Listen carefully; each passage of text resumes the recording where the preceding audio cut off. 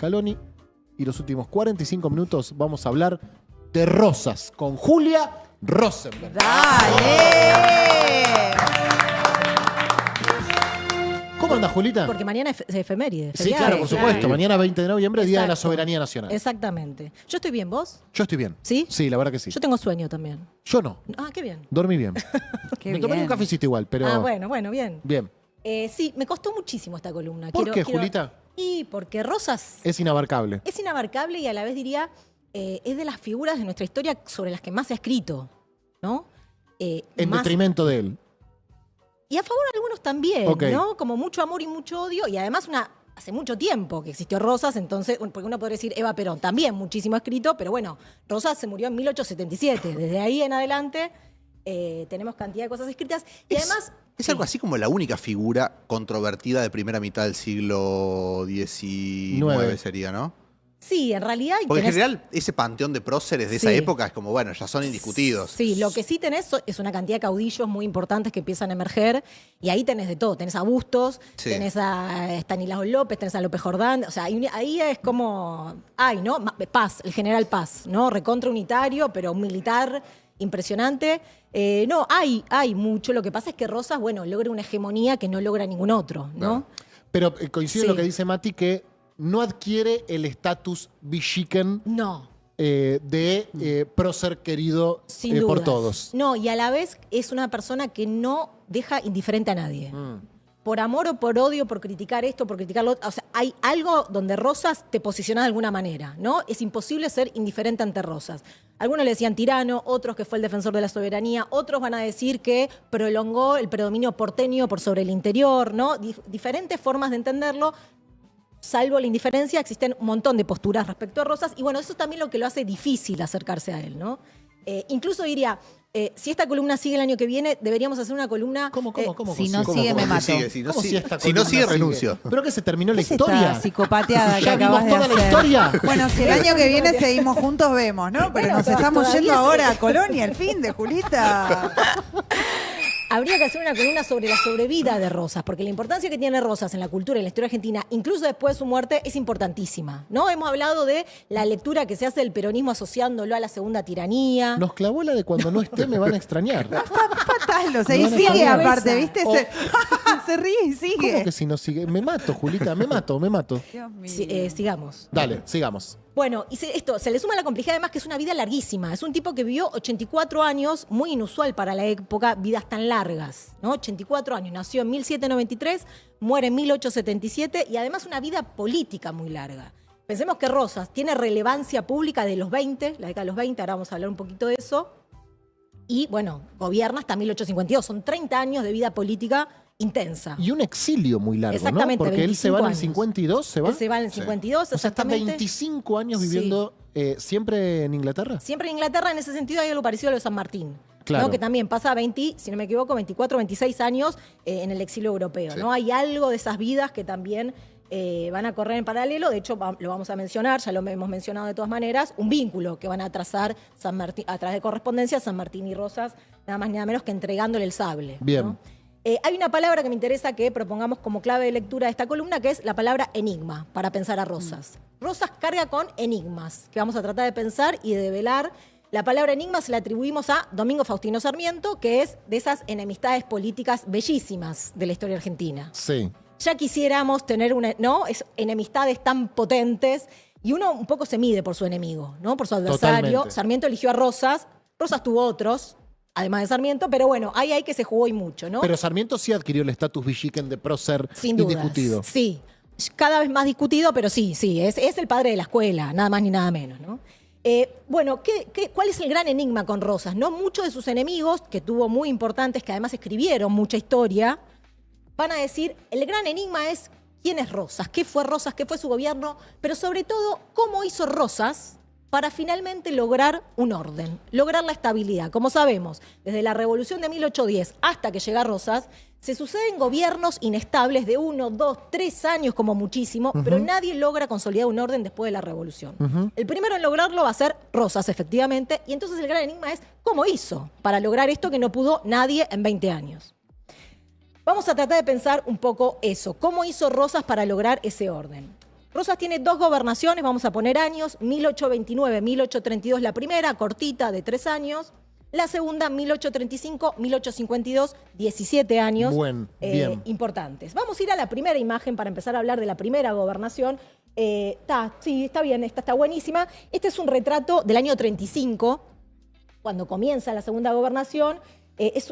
Tenemos, como nos pasaba con San Martín, ¿no? Caras que no están tan estabilizadas de Rosas, Total, ¿no? Bien sí. diferentes. Medio como filtros de la época. Exactamente. Sí. El autor es Descalzi, que después a los 5 años va a ser el otro retrato de Rosas más conocido. Pero me interesa que prestemos atención a la medalla, el uniforme militar. En un cachito vamos a contar de qué es esa medalla, por qué es tan importante esa medalla, que tiene que ver con una campaña que va a hacer Rosas al sur de nuestro país. Vamos a poner la otra imagen, si se puede ahora, que tiene que ver con Dorrego y que explica un poco el comienzo de la primera gobernación de Rosas. ¿Qué es esta imagen? Esta imagen es el funeral de Manuel Dorrego. Bien. Funeral de Manuel Dorrego. Perdón por la pregunta ignorante que te voy a hacer. A ver, ¿Esa es la Catedral de Buenos Aires? exactamente. Bien. Sí. Menos mal, ¿no? No, idiota, es en Berlín. Menos mal. Si todos sabemos que lo fusilaron en Berlín. El fusilamiento de Dorrego tiene todo que ver con el inicio de la gobernación de Juan Manuel de Rosas. Ahora vamos a explicar bien por qué. Pero antes de ir a la primera gobernación, quería dar algunos datitos que explican la vida previa de Juan Manuel de Rosas, que tiene una vida larga. Dijimos, nace en 1793, es decir, que ya tiene más de 30 años para este momento. A Juan Manuel de Rosas, este dato a mí me encanta, nace en una familia con cierta buena condición, tampoco de las más pudientes, pero la familia tiene una madre, un carácter muy fuerte, Agustina, tremendo carácter, sobre todo es la que manda en la casa. Le otorgan como una función familiar que era atender una tienda, que trabaja en una tienda para después poder administrar las estancias. A Rosas no le gusta nada este lugar que le proponen siendo muy jovencito, y entonces cuentan que Rosas deja una nota y se va de la casa y no vuelve. ¿Qué dice la nota que deja Rosas? Dice: dejo todo lo que no es mío. Firma Juan Manuel de Rosas, pero ¿qué hace? ¿Eso solo? Eso solo. Pero ¿qué hace con la firma Rosas, Juan Manuel de Rosas? El verdadero apellido de Rosas, no sé si hay alguna cámara Sí, que con pueda enfocar Z. esto, es Rosas con Z. El apellido del padre era Rosas con Z. ¿Qué hace Rosas? Firma Rosas con S. Mirá. Y a partir de entonces va a ser Rosas con S. Mirá. ¿Qué me interesa esto? Que capaz lo estoy exagerando un poco a propósito, pero es esta marca de reconocer un legado, reconocerse parte de una tradición, pero a la vez proponer una transformación y hacer algo nuevo, ¿no? Imponer un sello nuevo en esa tradición y generar algo nuevo. Yo creo que acá hay una clave de lectura para entender lo que va a ser Rosas. Segundo datito que me interesa marcar, 1813 se casa con Encarnación Escurra, un matrimonio un poco extraño porque se llevaban solo 2 años y para la época siempre los hombres se casaban con mujeres mucho más pequeñas. La mamá no le gusta, Agustina no quiere saber nada con Encarnación. ¿Por qué? Desobedece. No, era una mujer que tenía No le sus gustaba, le temitas, caía claro, mal. y Encarnación era otra. Entonces ahí había como un choquecito de caracteres importante. Bien. Tienen 2 hijos, Juan y Manuelita, una tercera que va a fallecer, pero adoptan un cuarto que se llama Pedro Pablo Rosas y Belgrano. ¿Por qué? Porque adoptan a Pedro y Pablo, que había sido hijo de la hermana de Encarnación, María. Este es el momento LAM de la columna. Sí, yo estoy... La hermana de Encarnación, María Josefa, con Manuel Belgrano. Tienen un hijo medio clandestino, medio que no se puede saber. La hermana de Encarnación Sí, Sí. tiene un hijo con Manuel Belgrano. Manuel Belgrano. Exactamente. No blanqueado. No No blanqueado. blanqueado, medio que Belgrano la deja a su suerte con la criatura. Claro. Mira. Y entonces Juan Mira Manuel Belgrano. y Manuel. Encarnación le dicen, venga Venga. para acá. Y el tipo se va a llamar Pedro Pablo Rosas y Belgrano, ¿no? Como, ¿Y qué fue ese capo? ¿Qué hizo? no, Impresionante bueno, nombre. un militar político Una muy carga importante, gigante. tremendo. Por ahí quería ser bailarín. No se le dio. No se le dio. Lo importante es que con este gesto que va a tener Rosas de me desprendo de mi familia, va a abonar todo el tiempo a la imagen de un hombre que se hizo a sí mismo. Y de hecho va a formar una sociedad con el hermano de Dorrego y otras personas donde van a empezar a comprar, va a ser el Rosas estanciero. Va a comprar una estancia en Los Cerrillos, va a empezar con todo el tema de la ganadería, todo lo que es la exportación saladera, ¿no? Se va a dedicar mucho a eso y se va a hacer un hombre de campo, ¿no? Va a ir construyendo de a poco su riqueza y eso le va a dar una importancia. A ver, voy a decir esto, lo que va a ver Rosas como estanciero en la década del 20 es la necesidad de volver a un orden. Después de la revolución, el mundo rural había quedado hiper agitado, hiper revuelto. Que hay malones de acá, que hay malones de allá, que es imposible conseguir mano de obra, porque está todo esfervorizado. Lo que dice Rosas es, necesitamos volver a un orden. ¿Contra qué? La anarquía, se decía en la época. ¿Qué era la anarquía? La desobediencia a todo tipo de autoridad. No hay autoridad, no hay orden en la campaña. Rosas va a decir, tenemos que lograr esto. ¿Cómo va? Por eso el famoso libro que recuerdo que acá lo citó Mayra Arena, Las instrucciones a los mayordomos, ¿no? Que él publica en 1819 como una cosa de cómo hacer para que en la estancia haya algo de orden, que los trabajadores obedezcan, que se pueda trabajar, ¿no? Básicamente, a tantos años de guerra lo que no había permitido era producir en el país, ¿no? Entonces Rosas está preocupado porque el país pueda volver a producir. Ordenar. Ordenar, un nuevo orden. A la vez, no va a hacer esto solamente como estanciero, sino se va a poner rápidamente como jefe de milicias. No sé si se acuerdan que habíamos dicho que después de las invasiones inglesas, después de la Revolución de Mayo, lo que empieza a pasar es que hay una politización muy grande de las masas y una militarización muy grande de las masas. Porque esa politización es ciudadanos en armas, ¿no? Lo que va a hacer Rosas como jefe de milicias es buscar la adhesión de las masas rurales. Bien. ¿No? Una especie de caudillo ya de las masas rurales muy temprano, en los 20. Lo que me interesa decir entonces es que en los 20 Rosas es una persona ya con un conocimiento de la realidad social y productiva de la provincia de Buenos Aires muy importante. Te hago una pregunta. Sí, ¿En obvio. qué zona de la provincia de Buenos Aires nos tenemos que ubicar más o menos, Julita? Y él, sobre todo, a ver, el sur de la provincia de Buenos Aires, el río Salado, pero bueno, va a ir ampliando la frontera a partir de lo que vamos a ver ahora, Ok. ¿no? Pero sobre todo su predominio es el sur. Después va a ir ligándose a otros sectores, pero sobre todo lo suyo es el sur. Me interesa que veamos un cuadro de Moinbocín, con esto que estamos diciendo, del Rosas de Campo, ¿no? Estanciero, pero también cercano a los gauchos. Bien. Es este Rosa de los 20 que ya empieza Hacer el Rosas que conocemos de Jeta, digamos. exactamente, pero a la vez no tiene el uniforme militar, ¿no? Claro. Como esta especie de multifacético, un Rosas multifacético, ¿no? Que va construyendo de a poco un poder. Lo digo rápido para no meternos demasiado en esto. Después de la experiencia de los gobiernos rivadavianos de la década del 20, unitarios, en 1826-27 gana el Partido Federal con Manuel Dorrego a la cabeza como gobernador, ¿no? Gobernador, Partido Federal, Cuando decís gana, ¿a qué te referís? elecciones. Elecciones distintas a las que conocemos en la actualidad, pero gana elecciones finalmente, ¿no? Manuel Dorrego, que se lo conoce como el padre de los pobres, ¿no? Muy popular entre las clases bajas. ¿Qué pasa inmediatamente? Dorrego llega a gobernar un año y pico. ¿Por qué? Porque Lavalle, que está volviendo de la guerra del Brasil, otro día hablaremos de eso, unitario Lavalle, estamos ya en las guerras civiles, ¿no? Unitarios contra federales, diríamos hoy un golpe de Estado, lo derroca a Dorrego, se hace llamar él mismo gobernador e inmediatamente decide fusilamiento de Dorrego, ¿no? 13 de diciembre de 1828 se fusila a Dorrego. Es importantísimo el fusilamiento de Dorrego. ¿Por ¿no? qué? ¿Por qué es importante? Porque... Es lo a que ver, impidió que vuelva a San Martín. ¿cómo? Claro, exactamente. claro. Al mismo momento San Martín está volviendo, ve que lo fusilaron a Dorrego y dice... Visto en el "Bye". capítulo anterior. Exactamente. ¿Dónde fue en Silvestre? ¿Cómo? ¿Dónde fue ¿Qué cosa? que lo fusilaron? En Navarro. Ah, era el otro. En perdón, Navarro. sí. A ver, ¿por qué es importante? Digo, porque hasta ese momento había habido mucha violencia. Era un chiste. No, Ok, Julita, me lo dejá, comí, dejá. perdón. Me llama la Perdón. atención que lo retuviste. Porque lo veo reírse a él. El otro. Perdón, estoy muy metida en lo mío. Bien, ¿por qué decís que fue tan importante el fusilamiento claro, de porque Dorrego? veníamos diciendo, ¿no? 1810, las invasiones inglesas, comenzó la disputa política, fuerte disputa política en nuestras tierras. Ahora, siempre el enemigo al que había que matar era un otro de afuera. Bien, bien. Un godo, un español, un realista, un inglés, lo que sea, pero un otro. Es de los primeros fusilamientos que se dan por cuestiones internas, ¿no? Y se mata nada más ni nada menos que al gobernador de la provincia de Buenos Aires, de Claro. los más populares de la historia argentina. Casi como el punto más alto de esta inestabilidad de la que hablábamos. Pregunta, Sí. ¿se lo fusila a traición o Dorrego sabía que estaba yendo a que lo fusilen? Sabía que estaba yendo, de hecho, escribe cartas, le permiten escribir cartas, nada, sí, hay como toda un par de horas que está sabiendo que lo van a fusilar, de hecho. Porque además este dato, Lavalle y Dorrego, Lavalle fusila a Dorrego, los dos habían peleado por la independencia. Claro, claro. ¿no? Entonces es como el síntoma más claro de que Está todo mal. todo lo que San Martín quería evitar Está pasando. está pasando, ¿no? Está pasando. ¿Qué pasa cuando fusilan a Dorrego? Se arma un levantamiento popular inédito en la historia argentina hasta ese entonces, ¿no? Inédito en nuestra historia, el Río de la Plata hasta ese entonces. Es una movilización popular enorme, ¿Contra enorme. Lavalle? contra Lavalle, contra el fusilamiento de Dorrego, exactamente. Lo hacen cagar a Lavalle, ¿no? ¿Cómo? Lo hacen cagar a Lavalle. Lo hace cagar a Lavalle. Lavalle está un año gobernando, pero por el gran levantamiento popular que hay, se tiene que ir finalmente, y ahí es cuando viene Juan Manuel de Rosas a completar el periodo gubernamental de Dorrego. Bien.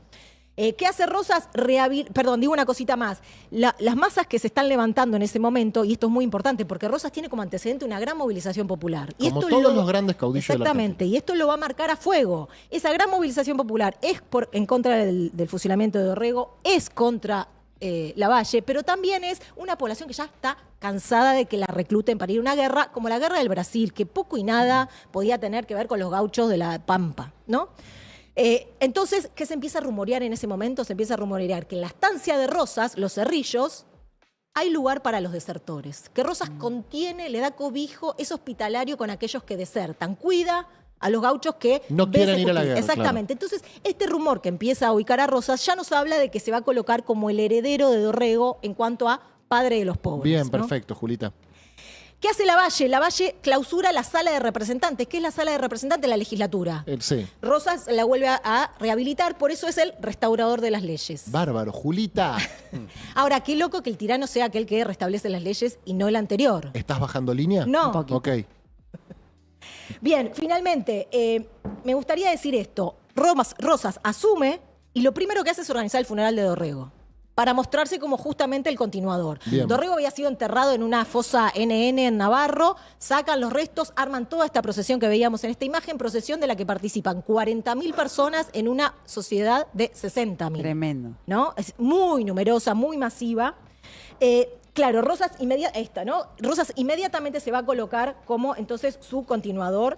Me gustaría leer la explicación que da Rosas de por qué fracasaron los unitarios, si me permiten, porque esto va a tener una continuidad en la columna. Dale. Va a decir Rosas: conozco y respeto mucho a los talentos de muchos de los señores que han gobernado el país, especialmente de los señores Rivadavia, Agüero y otros de su tiempo. Pero a mi parecer, todos cometían un gran error, porque yo considero en los hombres de este país dos cosas: lo físico y lo moral. Los gobiernos cuidaban mucho de esto, pero descuidaban aquello. Quiero decir que se conducían muy bien para la gente ilustrada, que es lo que yo llamo moral, pero despreciaban lo físico, los hombres de las clases bajas, los de las campañas, que son la gente de acción. Bien. Una lectura de clase rápidamente entre unitarios y federales, pero una cosa más. Me gusta decir que Rosas es aquel que lee la Argentina partida entre aquellos que están pensando en un ideal, en algo alto, en algo abstracto, y aquellos que están pendientes de la realidad. Viviendo, exactamente. Bueno, Rosas es el que lee esto, y al leer esto, de alguna manera, le va a encontrar la vuelta a la cosa. En 1832 termina su mandato, la legislatura le propone reelegir. Rosas dice, ok, pero si me dan las facultades extraordinarias. La legislatura le dice no, porque ya la guerra civil pasó. Entonces Rosas dice, no vemos. así no. ¿A dónde se va Rosas? ¿A dónde? Al café literario. No, mentira. Rosas se va en 1833 a hacer una campaña al sur de nuestro país. Si podemos poner una imagen, la imagen de la campaña del desierto, que se llamó Campaña del Desierto, tuvo algunos nombres parecidos, pero es una campaña al desierto que fundamentalmente... ¿Se va por mandato de quién? Él rosquea con la legislatura ser el jefe de esta campaña y la legislatura se la banca. Bien. Eso es como oficial. Alperindón iba a decir, esto que hace esto que hace Rosas le va a permitir estar ausente pero presente. Porque no va a ser gobernador, sin embargo está haciendo una tarea que para todos era fundamental, ¿no? El tema de los indios, ¿no? El gran tema de los indios que va a atravesar el siglo XIX. ¿Por qué es un gran tema? Porque es lo que nos... la marca americana que tiene nuestro país, ¿no? La marca americana que se quiso suprimir tantas veces.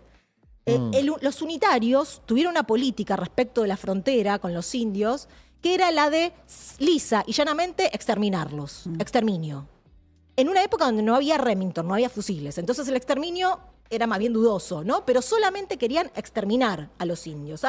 Mandan a un prusiano, Federico Rauch, muy rígido, muy profesional, de europeo. ¿Qué pasa? Lo termina matando a los indios. Arbolito lo termina matando a Rauch, Arbolito que era cacique aliado de Rosas. ¿Por qué? Porque ya en los 20 Rosas empieza a tener una política para con los indígenas distinta.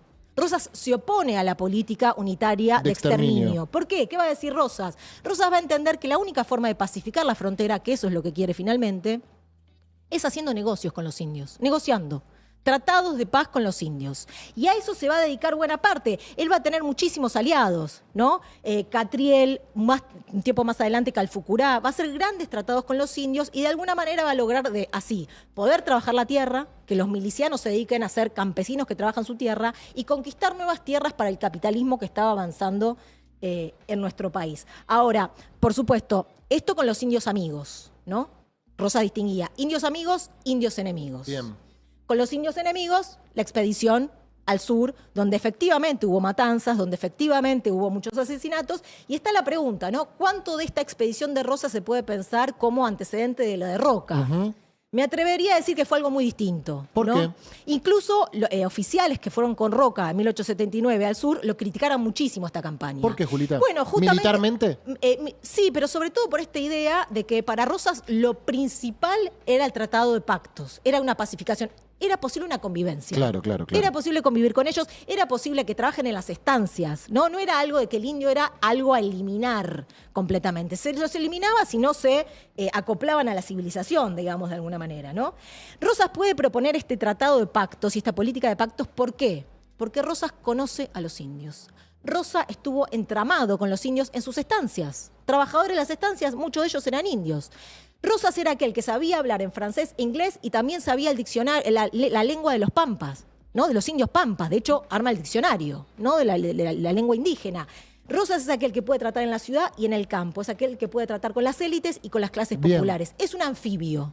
Y por ser un anfibio es justamente también lo que decíamos antes, el enigma de cómo logró una estabilidad, cómo logró un orden, también tiene que ver con esta capacidad de convivir entre mundos, hacer convivir mundos. Veíamos recién la litografía, claro, esa litografía es muy extraña, refleja poco realmente lo que fue esta expedición. Quien nos da otra imagen en palabras de lo que fue esta expedición y quienes combatieron esta expedición es Darwin. Que estuvo acá en la Argentina. Y se reunió con Rosas. Y se cruzó con Rosas mientras estaban haciendo esta expedición. ¿Él formaba parte de la expedición o No, se cruzaron. ¿De casualidad? ¿Darwin y Rosas se cruzaron de casualidad? Impresionante, en un café. ¿Qué haces? ¿Qué haces, Dar? Perdón, y te voy a hacer otra pregunta de burro. ¿Sabían quién era el otro? Sí. De hecho, Darwin en su libro describe un poquito a Rosas. O sea, se está enterando en ese momento quién es y se está dando cuenta quién es en ese momento. Fíjate cómo describe esta expedición. Dice, no hay más que caballería y opino que jamás se ha reunido un ejército que se pareciera más a una partida de bandoleros. Bien. Es decir, ese ejército que veíamos recién a caballo, con uniformes, no fue. Casi todos los hombres son de raza mestiza, casi todos tienen en las venas sangre española, negra, india.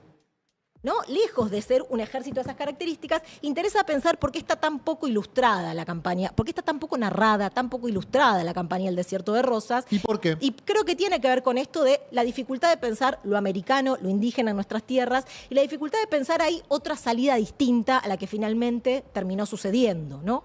Hay una película que me interesa nombrar porque es de las pocas representaciones que hay de esta campaña, que es Pampa Bárbara, del año 1945, al calor de otros malones. La medalla que veíamos en el primer retrato de Rosas, que es yo por traje, esta campaña. es por esta campaña. Quiero decir con esto, la campaña duró un año y Rosas vuelve a la ciudad recontra Chad, diríamos hoy, ¿no? O sea, vuelve basadísimo, vuelve como en su... Todo lo que está bien. No sé si todo lo que está bien, pero mucha popularidad. Claro, porque el tema del orden en la campaña era algo que querían los hacendados, los estancieros, pero también el pueblo bajo. Basta, ¿no? Que nos dejen trabajar finalmente. Entonces, Rosas vuelve y empieza a circular esta imagen, si podemos ponerla de la anarquía, que es Rosas el exterminador de la anarquía. ¿No? Buenísima imagen. Efectivamente, Rosas va a ser el que proponga el orden y el que vino a terminar con años y años de dificultades para nuestro país. ¿Qué es clave? Esto, ¿de cuándo es esta? No tengo fecha, si alguien en el chat lo sabe, lo Pero ubica. el chat te dice cualquier cosa. cosa. Van a empezar a tirar años. Sí, Pone sí, el chat, no tiran les años. importa nada. Un desapego por las fuentes tienen, pero que ya es aterrador. La que es muy importante mientras Rosas está haciendo esta campaña es jefa política, diríamos en este momento, del rosismo, Encarnación Ezcurra, si podemos poner este retrato, persona fundamental del rosismo, la mujer Encarnación Ezcurra de Rosas, la compañera, así se decían entre ellos, figura clave. Mientras Rosas está en el desierto, la armadora política de Rosas en la ciudad es Encarnación, al punto tal que se le arma un quilombo a Rosas mientras está en el desierto, en el llamado desierto, se le arma un quilombo en la ciudad, se le dividen los federales. entre aquellos que son más rosistas y que son menos rosistas. Bueno, la que va a comandar toda esta situación es Encarnación, carácter muy fuerte Encarnación. Tiene un protagonismo político para la época insólito. No hay mujer que tenga más poder en el siglo XIX que Encarnación, y eso realmente llama muchísimo la atención. Hay poquísimos libros escritos sobre Encarnación. Uno de ellos es este de Vera Pichel, que recomendamos muchísimo. La mujer que inventó a Rosas se llama el libro. Así es. O sea, ella tenía poder antes de Rosas. Ella dice que ella es la que lo alimenta políticamente, la Vos que podés, le exacta, Juan Manuel vos podés, Sobot, es por acá. tu tiempo, Sarmiento es un trolo. Es con este, no es con el otro, Bien. sí, es ella la que está ahí. Y sobre todo el fuerte de Encarnación, primero va a ser armar el ala radicalizada, diríamos, del rosismo, pero también la agrupación, la organización con los, hoy se le dice afrodescendientes, en la época se le decía negros, ¿no? Que había muchísimos, eran 1/3 de la población en ese momento en la provincia de Buenos Aires. Ella va a organizar a los afrodescendientes. Me gustaría ver si podemos poner la peineta, un objeto que hay en el Museo Histórico Nacional. Claro, las mujeres no tenían derecho al voto, sin embargo participaban de la política manifestándose de esta manera, Bien. a través de las ropas. ¿Qué dice esta peineta? Hermosa peineta, me No gustaría. llego a leer pero si La nos heroína- han puesto peineta Viva la de heroína dama de los antigua. federales. Viva la Buenísima Heroína Federal, peineta. soy hasta la muerte firme, fiel y fuerte. Quiero esa Punto. peineta, ya mismo. Encarnación era tan importante que ni siquiera hace falta nombrarla, ¿no? Pero la heroína es Encarnación. Pero va de suyo el sujeto implícito en esta situación, que es Encarnación. La ¿no? Karina de Rosas, dice el chat. ¿Te das cuenta de esta gente? No. Pero No les Karina no es la importa mujer nada, de no les Milei. importa Bueno. nada, no les importa nada. Vamos a ver otro cuadro, si puede ser el cuadro Esclavas. Este cuadro es bellísimo, a mí me encanta, es muy poco conocido y es fantástico. Del año 1841, del autor no sabemos nada, Doroteo de Plot. Se sabe que tenía 20 años, que era un aficionado, un rosista, fanático rosista que trabajaba con rosas. Y arma esta imagen que es increíble, ¿no? Es increíble. El título del cuadro es la misma frase que está ahí abajo, ¿no? Las esclavas de Buenos Aires demuestran ser libres y gratas a su noble libertador. Bien. ¿No? Fenomenal cuadro, claro, es todo en agradecimiento a Rosas por la libertad, ¿no? Y ahí abajo hay unas cadenas cortadas. ¿Qué me parece impresionante de este cuadro, ¿no? Primero, la marca del fuerte vínculo que tenía Rosas con los sectores populares, fundamentalmente mujeres negras, mujeres afrodescendientes. Yo no sé tanto de arte, pero si no es el primero, pega en el palo. Primer imagen del Río de la Plata que tiene como protagonistas a mujeres negras, ¿no? ¿Y esto habla de qué? ¿Por qué aparecen en una imagen? Porque aparecen políticamente, ¿no? Claro. Mientras están siendo protagonistas políticamente, es que puede haber una imagen de estas características. En pie de igualdad, Rosas y las mujeres afrodescendientes. No están sentadas, no están disminuidas, en pie de igualdad. Es cierto que Rosas no innova en materia de esclavitud, pero sí es cierto que les da un protagonismo político fundamental. Decíamos antes, 20.000 afrodescendientes en la ciudad de Buenos Aires, lo que nos habla de 1/3 de la población. Por supuesto, todo esto trajo muchísimos resquemores en las élites. Perdón, me olvidé el cuadro de Manuelita, si lo podemos poner. Manuelita es la hija, ¿no? Que va a ser fundamental también. Rosas va a dar mucho lugar a las mujeres que tiene alrededor. ¿Y qué lugar ocupa Manuelita? Manuelita, cuando muere Encarnación muere en 1838, va un poco a suplir el papel que tenía Encarnación, ¿no? ¿Y le da el pinesta a la altura? Le reda el piné al punto tal que Rosas dice, si un día yo no llego a estar, Es la ella. que me reemplaza es ella, ¿no? Fuertísimo también para una mujer joven de ese momento. Bueno, hay libros para recomendar. ¿Cuál, Julita? No hay mucho sobre Manuelita tampoco. Hace poco conseguí de Manuelita, que se llama Manuelita de Rosas y Escurra, de Sanchezini. La edición es de esos años. La edición de esos años. Sanchezini tiene una larga trayectoria en nuestro país, evidentemente. Ministro de Vidal, ¿no? Un Sanchezini. Es muy Educación. probable, la verdad que sí, me suena Bien. mucho Sánchez y sí. Quiero decir, las élites ven esto con muchísimo asco, esta escena que está pasando. Claro. Muchísimo asco. Y para retratarlo traje un fragmento de una novela muy importante, se dice que es la primera novela de la literatura argentina, Amalia, de José Mármol, que va a decir, lo va a retratar de la siguiente manera. Cuando muere Encarnación, también María Josefa, su hermana, va a cumplir ese rol, y María Josefa se reunía siempre estaba rodeada de mujeres negras, mujeres afrodescendientes. Fíjate cómo describe José Mármol en este libro la escena. Dice, jamás audiencia alguna fue compuesta y matizada de tantas jerarquías, de tan varios colores, de tan distintas razas. Estaban ahí, reunidos y mezclados, el negro y el mulato, el indio y el blanco, la clase abyecta y la clase media, el pícaro y el bueno. revueltos también entre pasiones, hábitos, preocupaciones y esperanzas diferentes. Todos juntos en las reuniones que proponía el rosismo. El indio y el blanco valían lo mismo, el negro y el mulato. Luego va a decir que María Josefa recibe un paisano, ella sentada en una especie de trono, un gaucho, y María Josefa le pregunta, dice, ¿toma mate amargo o dulce? Le pregunta al paisano. Horrorizado. José Mármol, que dice, da una definición de lo que fue el rosismo. Ser todos iguales, los pobres y los ricos, ¿no? Escandalizado por esta igualdad que hay, que se han roto las fronteras que dividen las clases. Claro. ¿No? En la novela lo que se denuncia que es que las afrodescendientes mujeres eran trabajadoras de las casas de la gente bien.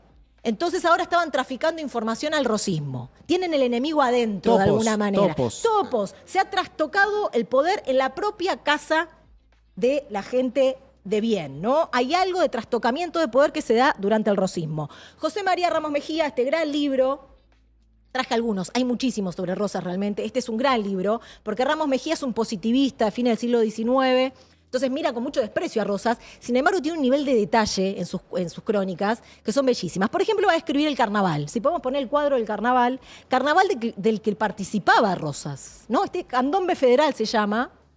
¿Está en el cuadro Rosas? Exactamente. Participaba chocho de los carnavales, le encantaban los carnavales que protagonizaban, por supuesto, afrodescendientes con sus tambores y demás. ¿Qué va a decir? Muchas Rosas en el chat, ¿eh?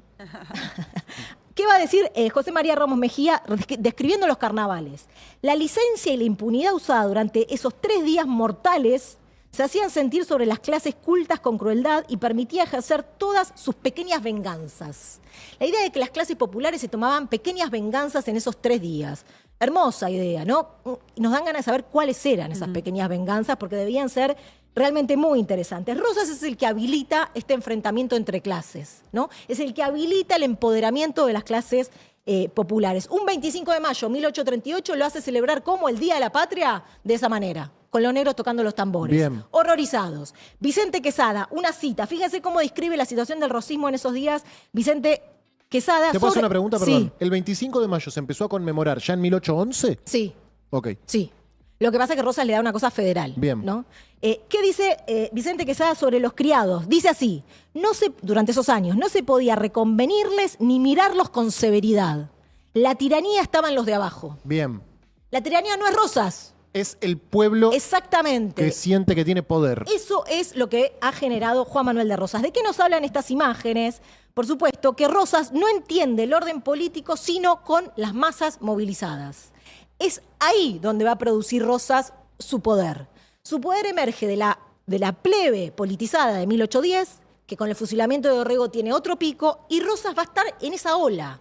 Va a estar permanentemente fagocitando esa efervescencia de las masas movilizadas. Casi como si dijéramos, gran parte de la respuesta del enigma que decíamos, ¿cómo Rosas logró un orden? La respuesta es que Rosas logró una hegemonía justamente por su alianza con los sectores populares. Ahí está el secreto del orden que logra Rosas. Logró organizar y conducir a esa masa que estaba completamente enfervorizada y además con eso logró disciplinar también a las élites, ¿no? Esa es parte un poco del secreto de lo que logra Rosas. Leíamos antes lo físico y lo moral, decía Rosas, ¿no? Para entender la Argentina. Lo voy a reversionar a través de otro autor al que llegamos este texto gracias como a todo lo que llegamos, a Javier Trímboli. Un texto de Sebrelli, Juan José Sebrelli, el año 1953, en otra coyuntura, también de masas. 1953, otra coyuntura de masas muy fervorizadas también. Ya escribía Sebrelli en el 53. Y escribía buenas cosas. Me imagino. Escribe un texto que se llama Celeste y Colorado. ¿Y qué va a decir Sebrelli? El problema de la Argentina es el quiebre entre lo celeste y lo colorado. ¿Qué es lo colorado? Lo colorado es la tierra. Lo colorado es lo americano, es nuestra realidad. Rosas es lo colorado. Bien. ¿No? Lo celeste es lo ideal, aquello que se aleja de lo ideal. Rosas le encantaba ir al carnaval, le encantaba comer asado y tomar vino con los afrodescendientes. Rosas es aquel que abraza la realidad argentina, ¿no? El celeste, en cambio, se está hablando en estos días, ¿no? Mucho de hace falta un proyecto de país para el peronismo. No sé si, o sí, capaz, no se lo sé, pero más que proyecto de país, lo que tiene Rosas, no digo que no lo haya tenido, pero más que eso, lo que tuvo fue una enorme sensibilidad hacia lo popular, hacia la realidad, una piel para esa realidad, ¿no? Más que proyecto de, es una piel hacia esa realidad que se quiere representar, ¿no? Para conducir un pueblo, la primera condición es ser parte de ese pueblo. Ser parte de ese lodo, en el mismo lodo, todos revolcados, ¿no? Claro, lo celeste te obliga a estar lejos de esa realidad. Bueno, este es el gran tema argentino, ¿no? Es el gran tema argentino. Me gusta poner la imagen de los soldados con los naipes. Un cuadro se llama así, Soldados de Rosa jugando a los naipes. El autor es Juan Camaña, que era el profesor de dibujo de Manuelita. ¿A qué jugarían, no? Al truco. ¿Al truco? Al truco Sí, ya, sí. claro. Quiero. Y a Rosas le gustó tanto este cuadro, le gusta tanto lo real, porque es una escena de la realidad. No, hay algo de eso, de qué es lo real, de qué es el pueblo de la Argentina. Le gustó tanto este cuadro que se lo llevó al exilio y se dice que es de las pocas imágenes que tuvo hasta el final de sus vidas Mirá. colgado con él. Otro enigma, vamos a poner si podemos el cuadro de García del Molino, un cuadro fenomenal también, que espeja un poco lo que ya ha logrado Rosas para la década del 40, un Rosas más grande, ¿no? Y acá en esta columna están puestas todas las provincias que forman parte de la Confederación. Hacia el final incluso hay dos que todavía no forman parte de la Confederación, pero que para Rosas tienen que volver a la Confederación, y que de hecho, bueno, tiene que ver con eso, que son Paraguay y Tarija, ¿no? Paraguay y Tarija, que se han independizado, Rosas lo quiere traer de vuelta. ¿Qué me interesa plantear? Otro enigma es que Rosas parece indestructible. ¿Por qué? Sobre todo en una coyuntura. La coyuntura de fines de la década del 30, Rosas padece bloqueo francés. El levantamiento de Lavalle, que vuelve Lavalle a intentar levantarse. ¿Qué le pasa a Lavalle? Lavalle dice, bueno, voy a entrar a Buenos Aires y todas las masas que están esclavizadas por el rosismo se van a manifestar en contra. ¿Qué le pasa a Lavalle? No se levanta nadie. Lavalle le escribe una carta a la mujer decepcionado diciendo lo siguiente. Es la primera vez que me pasa. No sos vos, soy yo. No he encontrado más allá sino hordas de esclavos, tan envilecidos como cobardes y muy contentos con sus cadenas. Esta idea, ¿no? Del ideal, cuando el pueblo no actúa como para mí tendría que ser, Les gusta cagar en un balde, Suena son presente, unos burros. sí, Sí, sí, sí. el gesto despectivo ante aquella realidad que no asumimos, ¿no? Aquella realidad que no se asume se la ve despectivamente, se la critica, se la deshumaniza, ¿no? Esos fueron los unitarios, esos fueron los liberales, pero es una marca de la Argentina. Sí. Aquello que actúa como no nos gusta, ¿Qué mierda votaron? ¿Qué También mierda de nuestro votaron? lado también. Exactamente. En nuestro lado también está, sí. Después Hay una- no se quejen cuando le sacan los derechos. una marca de la Argentina, totalmente. Hay una anécdota bellísima, no la voy a contar demasiado porque se nos va el tiempo. La mamá de Lavalle creía que Rosas era mulato. Creía que era En su imaginario. en su imaginario, a tal punto que un día se lo cruza y no lo reconoce. ¿No? De nuevo, el ideal, Rosas, bárbaro, tenía que ser mulato. Tal punto que no puede reconocer la realidad. Esto, de nuevo, dice mucho políticamente de nuestra Argentina. Otra cosa que atraviesa Rosas en esos años, el levantamiento de Libres del Sur. ¿Qué es el levantamiento de Libres del Sur? Fundamentalmente comandado por hacendados de su región, el sur de la provincia de Buenos Aires, que se levantan contra Rosas. ¿Con qué reprime Rosas este movimiento? ¿Con qué le gana? Con las comunidades indígenas. Tremendo para un hacendado ser derrotado por un indio. Que además, ¿qué hace Rosas? Una vez que termina y los derrotan, habilita el saqueo de las estancias de quienes habían levantado, ¿no? Y más que eso, toma una medida que es el embargo de los bienes de aquellos que se habían levantado. Llega al 10% de los propietarios este embargo y con esos bienes los reparte entre las clases populares. Un Rosas radicalizadísimo ante esta coyuntura tan intensa. El rosa del 5x1. Sí, claro. Pero además también que nos permite leer, porque a mí yo tengo un tema con esto, que es que las etiquetas unitarios y federales muchas veces ocultan más de lo que muestran. Esto ya no es tanto unitarios contra federales, esto ya empieza a ser ricos contra pobres, ¿no? Y tiene esa modulación. El bloqueo francés fortaleció una identidad de soberanía muy importante, empezó a ligar la soberanía con el rosismo, que ya estaba de antes, pero esto lo empuja muchísimo más. Una soberanía que empieza siendo americana, fundamentalmente americana, pero que también la Confederación se va a identificar con la nación. Entonces está fortalecida la identidad americana y también la identidad nacional. La Confederación es la causa nacional, al punto tal que San Martín, el vínculo con San Martín, ¿te estás riendo por algo? No, porque entró Magalí Barbato al estudio. Ah, ok. Y porque ya empiezo a avisorar tus finales. Sí, ya me tengo que ir apurando. No, perdón. no te tenés que apurar, Ok. pero siempre nos tirás un final que es una piña a la mandíbula y digo, ¿por dónde vendrá esta vez? Sí. Esto, por supuesto, se va a profundizar a partir de 1845, que es la efeméride que estamos recordando mañana, que es vuelta obligado, Bien. ¿no? Con el segundo bloqueo, en este caso, anglo-francés, las dos mayores potencias del mundo, con las Malvinas ya tomadas por los ingleses. Estamos rodeados de alguna manera, y lo que sucede en ese entonces es que lo digo rápido, ¿qué quieren las potencias? intervenir en nuestros ríos, navegar nuestros ríos. A la vez, la excusa es la independencia del Uruguay.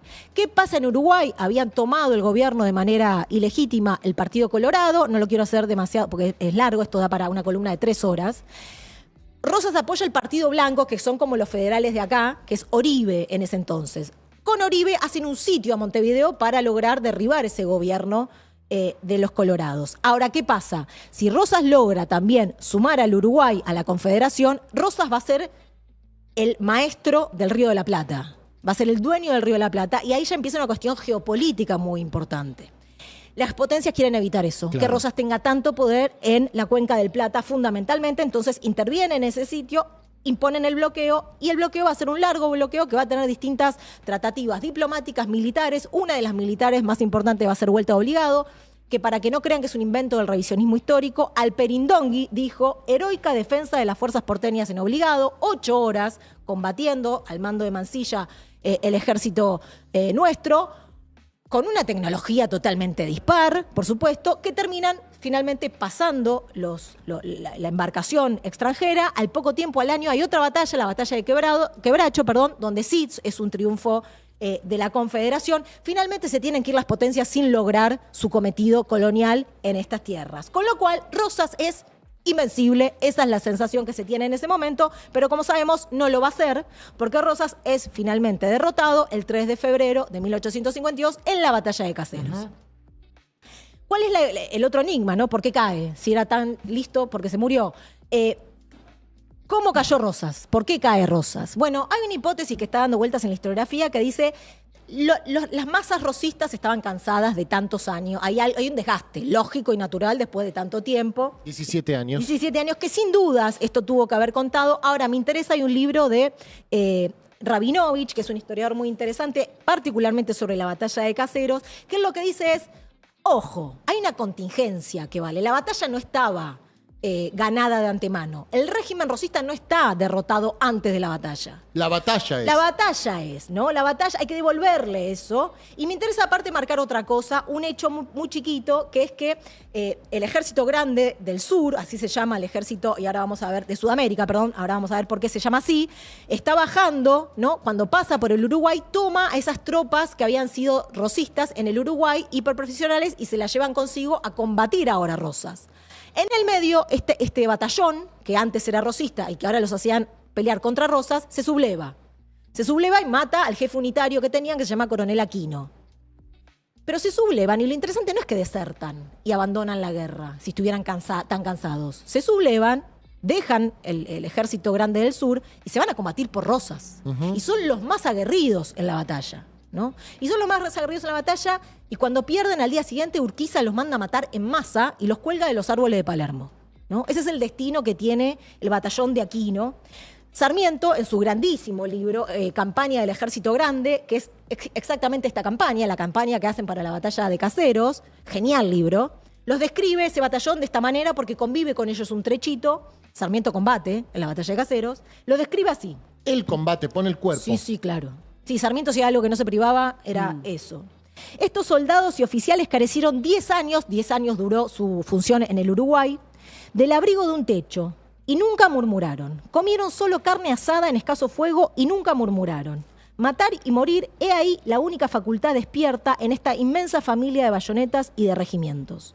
Sarmiento dice, estuvieron 10 años en pésimas condiciones y nunca se quejaron. ¿Cómo explicar eso? Iba a decir, sentían por él, por Rosas, una afección profunda, una veneración que disimulaban apenas. ¿Qué era Rosas, pues, para estos hombres? ¿O son hombres estos seres? Se pregunta Sarmiento. No, de nuevo, aquel pueblo que no reacciona como yo quiero que reaccione, directamente es deshumanizado, ¿no? Deshumanizado. ¿Quiénes son los que derrotan a Rosas? Y ahora sí, ya vamos terminando. Bueno, los unitarios exiliados, el Imperio del Brasil, el Partido Colorado del Uruguay, a lo que se suma la conducción, el último año, la conducción de un caudillo bárbaro federal que va a ser justo José de Urquiza. No digo conducción momentánea porque rápidamente, una vez cumplido el hecho, se lo sacan de encima, ¿no? Claro, se arma entre todos ellos el Ejército Grande del Sur, que me interesa marcar esto. José María Rosa, en un muy interesante libro, un historiador que ha sido muy criticado, sin embargo vale muchísimo este libro, 1958, un libro sobre la caída de Rosas, ¿no? En 2 tiempos nuevamente. La mitad del libro Rosas se lo dedica a pensar que, José María Rosas se lo dedica a pensar que el imperio del Brasil. El imperio del Brasil es la clave para entender la derrota del rosismo. ¿Qué va a decir él? Rápidamente, de todos los virreinatos que había en Sudamérica, todos se desintegran y se fragmentan, menos el del Brasil. Rosas, de alguna manera, quería reconstruir la territorialidad que había tenido el virreinato, trayendo a Paraguay, trayendo a Uruguay, trayendo parte del Alto Perú. Esto, el Imperio de Brasil lo ve como una amenaza tremenda, imperdonable, porque no puede haber otro poder tan importante en Sudamérica como el que tienen ellos, ¿no? Entonces, directamente lo que van a hacer es poner hombres, gran parte de los combatientes del ejército grande van a ser brasileros, van a poner flota, van a poner hombres, van a poner, armas, mucho armamento, mucho recurso. Esta batalla es una batalla principalmente bancada por el Imperio de Brasil. Incluso más, en Colonia, cruzando el charco de donde se daba la batalla, había 12.000 soldados del ejército brasilero al mando del marqués de Caxias, que va a ser muy importante en la Guerra del Paraguay. Todo esto termina en la Guerra del Paraguay. Revisando el resultado, vigilando el resultado. Si el resultado era adverso, entraban a invadir la Argentina, ¿no? ¿Qué quiero decir con esto? Este despliegue imperial nos da la dimensión de lo que significaba Caseros en ese entonces. Una lectura política de lo que significaba Caseros en ese momento. La preeminencia del liberalismo en Buenos Aires tiene una fecha de inicio que es 1852. La preeminencia del liberalismo en Buenos Aires se dio de la mano de un ejército extranjero e imperialista. Sarmiento dice en este libro, no hay dudas de que Rosas va a caer. Me preocupa la presencia tan importante, la ocupación física del ejército brasileño en nuestras tierras, ¿no? Hay una preocupación de que esa ocupación podía derivar en cualquier cosa en esa derrota. Sarmiento va a describir incluso un poco más, va a decir, cuando entraron a la ciudad de Buenos Aires, cuando entró Urquiza, los vecinos de la calle Florida, bien en ese momento, clase bien en ese momento, no quieren saber nada con Urquiza, lo detestan. Cuando pasan las tropas del ejército imperial, lo aplauden. Hay un problema de soberanía que es un problema de clase. Claro. Ambas cosas al mismo tiempo. Es la primera vez, el 20 de febrero de 1852, que vuelven a desfilar tropas extranjeras en nuestro suelo, después de 1810, ¿no? Hay un imperio en nuestras tierras. Parte de la derrota de Rosas tiene que ver con eso. Al poco tiempo, 11 de septiembre, se deshacen de Urquiza, ¿no? Es decir, ya no queda resabio en el liberalismo argentino de nada que sea bárbaro o que huela a barbarie. Con esto termino. Al día siguiente, 4 de febrero de 1852, hay importantísimos saqueos en la ciudad de Buenos Aires. Saqueos protagonizados por ¿quién? Fundamentalmente las tropas rosistas, la plebe. ¿Y cómo circula esa noticia, Julita? ¿Cuál? Del 3 al 4. ¿La noticia de la derrota? Sí. Bueno, rápidamente se ve en los propios hombres que empiezan a circular. El propio desbande del ejército rosista es este que empiezan a saquear diferentes negocios, Bien. casas, empiezan a llevar cosas. Es el ejército rosista y son las clases populares que empiezan a saquear ante la ausencia del líder, de su conductor, ¿no? Empiezan a saquear. ¿Cuál es la respuesta a este saqueo? La mayor violencia que había habido hasta ese momento. Hubo más muertos por las matanzas de los saqueos que en la batalla. Terrible. ¿Quiénes matan? Los vecinos armados y las tropas extranjeras matando al pueblo argentino, ¿no? Es una violencia contundente, es una violencia que marca el fin de una época e inaugura una nueva, donde si antes lo que predominaba en lo que leíamos era cierta condición de igualdad, lo que va a empezar ahora es una brecha social muy importante, ¿no? Es lo que dice Sarmiento, lo hemos leído ya en alguna otra columna cuando describe en Campaña el Ejército Grande, lo que ve él. ¿Qué ve él en Caseros? La rehabilitación de las clases acomodadas, resueltas en adelante, hacerse respetar por quien quiera que fuese, ¿no? Eso es lo que dice Sarmiento que ve en ese momento. Por ende, Caseros, más que una cuestión de cansancio, más que una cuestión de falta de constitución, hay que leerlo como una enorme contrarrevolución. Caseros fue una contrarrevolución que vino a cortar de cuajo un proyecto de país, una posibilidad de país distinto al que terminó quedando. Para cerrar, me gustaría una cita de Alfred Evelot, 1875, 23 años después. Alfred Evelot, ¿quién es? Un ingeniero francés que se contrata, el Estado argentino contrata para armar la zanja Alsina. Otro día tendríamos que armar una columna sobre la zanja Alsina. Y él está internado con los indios, trazando esta zanja, y los escucha hablar. No entiende nada Evelot, pero toma nota de todo. ¿Y qué toma nota Alfred Evelot? Lo siguiente, lo que le dicen los indios. Ah, si don Juan Manuel pudiera volver, le dicen los indios. 1875, 23 años después. Hemos oído la expresión en los toldos. Jamás hubo un deseo más sincero, dice Evelot. Los indios seguían refiriéndose a Rosas con respetuosa simpatía y había por ello motivos valederos. Era el tipo cumplido del justiciero, ¿no? El deseo popular de que vuelva un justiciero es quizás una de las potencias políticas más importantes que nos ha dejado el rosismo. Esa era, ¿viste? Si yo la conozco.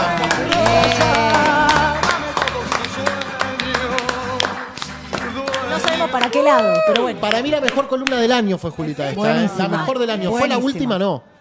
No queda una sabemos. No. Del año, digo.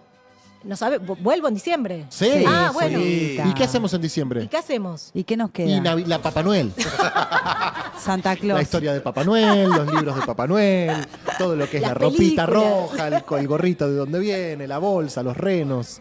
Bueno, Julita, de vuelta te vamos a Gracias. aplaudir. Dale, Julita. Bueno, amigos, nos fuimos. Nos robamos 5 minutos de Bang Bang, el chat enloquecido con vos. Muchas rosas en el chat. Gracias, Julita, de verdad. Gracias a ustedes. Gracias. Nosotros nos reencontramos mañana, 20 de noviembre, Día de la Soberanía Nacional. No tengo nada más para decir. Tengo más para decir, pero lo voy a decir mañana. Chau.